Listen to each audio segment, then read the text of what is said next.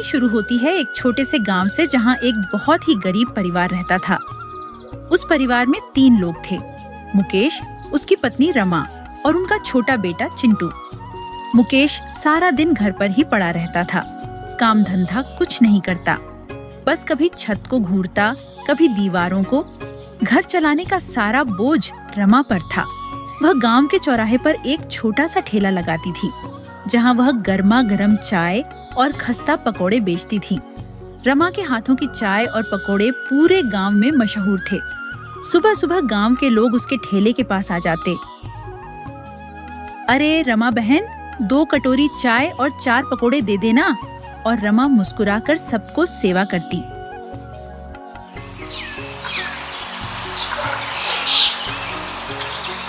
एक दिन जब रमा रोज की तरह से अपने ठेले पर ग्राहकों को चाय पकोड़े दे रही थी, तभी एक अनजान आदमी वहां आया। देखने में शहरी लगता था, चेहरा तेज और चालाकी से भरा। यहाँ कोई मटके वाला मटन मिलता है क्या? उसने पूछा। रमा थोड़ी उलझन में पड़ गई। मटके वाला मटन? कौन सा मटन भैया? वो आदमी हंसते हुए बोला, अरे जो मटके में पकता है, बिना पानी के, बस सरसों के तेल और मसालों में, असली देसी स्वाद। रमा ने धीरे से कहा, नहीं भैया, यहाँ तो ऐसा कुछ नहीं बनता। आदमी ने सिर हिलाया, तब तो तुम लोगों ने असली स्वाद चखा ही नहीं है।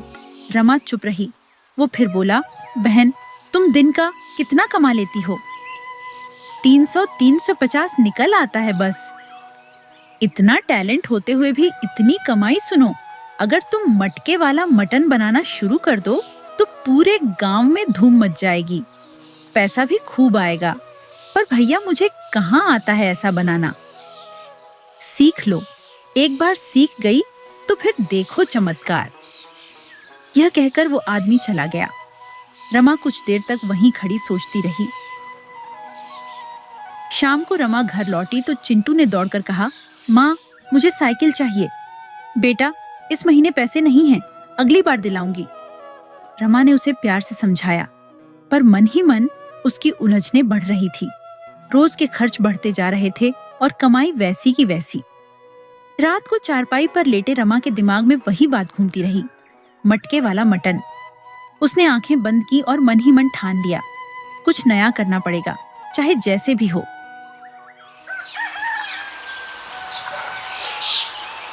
अगली सुबह जब रमा उठी तो उसका मन अजीब सी बेचैनी से भरा था। रात भर वो सोचती रही थी उस अजनबी की बात और मटके वाले मटन का स्वाद। अचानक उसे याद आया, अरे हमारे गांव में पहले श्याम काका का एक मशहूर मटन वाला ढाबा हुआ करता था। अब वो ढाबा बंद हो चुका था, क्योंकि श्याम काका बहुत बूढ़े हो गए थे और अब घर पर ही रहते थे। लेकिन उनका स्वाद, उनकी रेसिपी आज भी लोगों की जुबान पर थी। रमा ने ठान लिया, आज चाय का ठेला नहीं लगाऊंगी, आज कुछ नया शुरू करने की ओर पहला कदम बढ़ाऊंगी। वो सीधे श्याम काका के घर पहुंची। कौन है? अंदर से धीमी आवाज आई। काका, मैं रमा चाय वाला ठेला लगाती हूँ, आपसे एक बात करनी है। दरवाजा खुला और सामने श्याम काका थे, सफेद दाढ़ी, झुकी कमर और आंखों में अनुभव की चमक। आओ बेटा, अंदर आओ, उन्होंने प्यार से कहा। रमा बैठी और सारी बात एक सांस में कह गई। काका, अब ठेले से गुजारा नहीं हो रहा। मैंने सुना है आपका मटन बहुत मशहूर था। मैं चाहती हूँ आपसे मटके में मटन बनाना सीख लूं। श्याम काका थोड़ी देर चुप रहे, फिर मुस्कुराए। बेटी, मेहनत करने वालों को रास्ता खुद ब खुद मिल जाता है। तू तो वैसे भी मेहनती है, तुझे जरूर सीखना चाहिए। फिर उन्होंने बड़े प्यार से सिखाना शुरू किया। देख, मटन को अच्छे से धोकर छोटे टुकड़े करने होते हैं। फिर इसमें डाल सरसों का तेल, लाल मिर्च, हल्दी, धनिया, जीरा, लहसुन, अदरक का पेस्ट और सबसे खास गरम मसाला। कोई पानी नहीं डालना होता। और तेल कितना डालना है काका? बस इतना कि मसाले मटन में अच्छे से लिपट जाए और पकते वक्त जले नहीं। फिर इस मिश्रण को मटके में डालकर ऊपर से मटके का मुंह आटे से सील कर देना। उसके बाद धीमी आंच पर पकाना कम से कम 1 घंटा। रमा ने सब नोट कर लिया, हर बात बहुत ध्यान से सुनी। थैंक यू काका, आपने जो सिखाया वो मेरी जिंदगी बदल सकता है, उसने भावुक होकर कहा। शाम को रमा बाजार गई और सारे मसाले, मटन और 4 मटके खरीद लाई।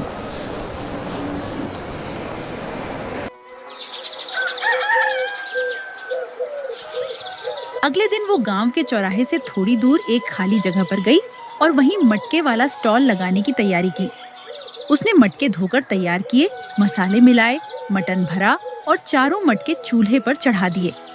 1 घंटे बाद चारों ओर एक लाजवाब खुशबू फैल गई। पास से गुजरने वाले लोग रुक गए। अरे, यह खुशबू कहाँ से आ रही है? ये कोई नया स्वाद है लगता है।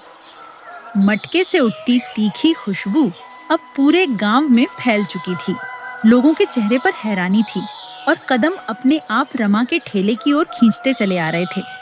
सबसे पहले 2 गांव वाले पास आए, एक मोटा सा आदमी और दूसरा दुबला पतला। मोटा बोला, अरे रमा बहन, ये कैसा मटन बना रही हो? मटके में पक रहा है।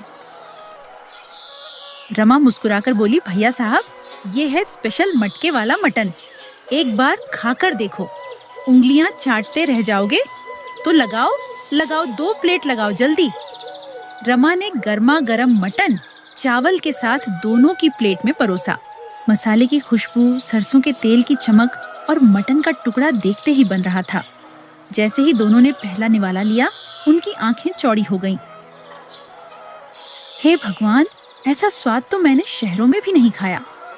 दुबला एकदम चुप था, पूरी प्लेट बिना कुछ कहे साफ कर दी। जाते जाते दोनों बोले, रमा बहन, तुमने तो कमाल कर दिया। कल फिर आएंगे पूरे परिवार के साथ। धीरे धीरे लोग जुटने लगे। किसी ने कहा, अरे भाई, रमा का नया मटन खाया क्या? अभी खाकर ही आ रहा हूँ, एकदम झकास है। कुछ ही देर में रमा के ठेले पर लाइन लग गई। सबको मटके वाला मटन चाहिए था। रमा भाग दौड़ में लगी रही, प्लेटें परोसना, मटके की देखभाल करना, चावल गर्म करना, पर उसके चेहरे पर थकान नहीं, सिर्फ मुस्कान थी। शाम तक उसने आरत 1200 कमा लिए, जो अब तक की सबसे बड़ी कमाई थी। घर लौटते समय रमा बाजार से एक मिठाई का डिब्बा भी ले आई। जैसे ही वो घर पहुंची, मुकेश ने हैरानी से पूछा, अरे रमा, मिठाई? आज कोई त्योहार है क्या? रमा मुस्कुराकर बोली, हाँ, आज हमारे नए जीवन की शुरुआत का त्योहार है। उसने पूरा दिन का किस्सा बताया। मुकेश ने मिठाई का एक टुकड़ा मुंह में डालते हुए कहा, रमा, सच कहूँ तो अब मुझे भी लगने लगा है कि कुछ करना चाहिए। कल से मैं भी तेरे साथ चलूंगा, हम तेरा हाथ बटाऊंगा। रमा की आंखों में चमक आ गई। सच में? मुकेश, हाँ रमा, अब सिर्फ तुम नहीं, हम दोनों मिलकर सपने पूरे करेंगे।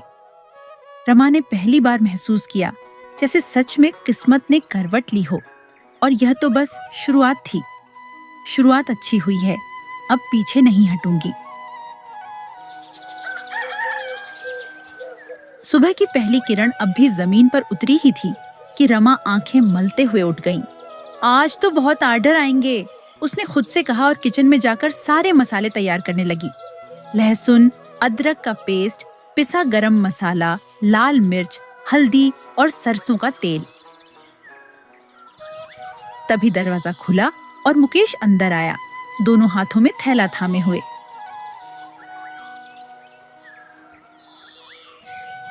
सुनो रमा, क्या हुआ?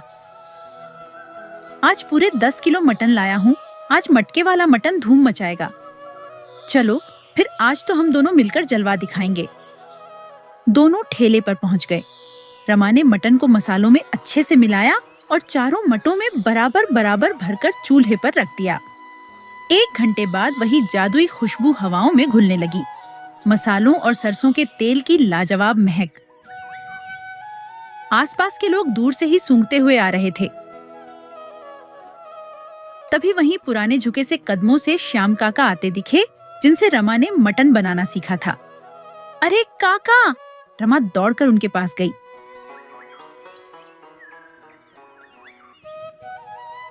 काका ने गहरी सांस ली और आंखें बंद करके बोले, सभी मसाले बिल्कुल सही डले हैं रमा, मैं सिर्फ खुशबू से पहचान जाता हूं।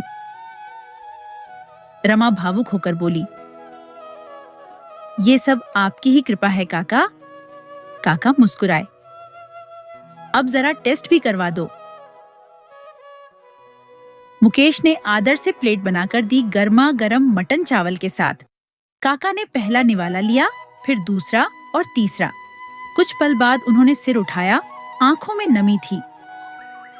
बहुत साल हो गए रमा, बेटा ऐसा स्वाद खाए। तुमने मेरा सपना फिर से जिंदा कर दिया। मुझे तुम पर गर्व है। रमा की आंखों से आंसू निकल पड़े। चलो अब मैं चलता हूं, लोग तुम्हारा स्वाद इंतजार कर रहे हैं। उस दिन ठेले पर इतनी भीड़ लगी कि मटन दोपहर तक ही खत्म हो गया।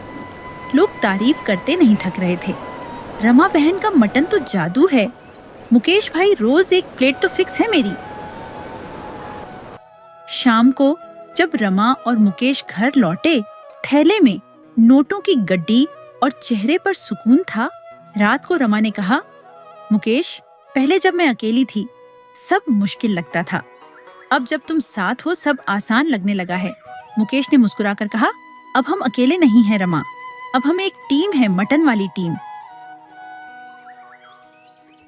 रमा हंस पड़ी और उस हंसी में अब कोई दर्द नहीं था, बस संतोष, सुकून और एक नई जिंदगी की मिठास थी।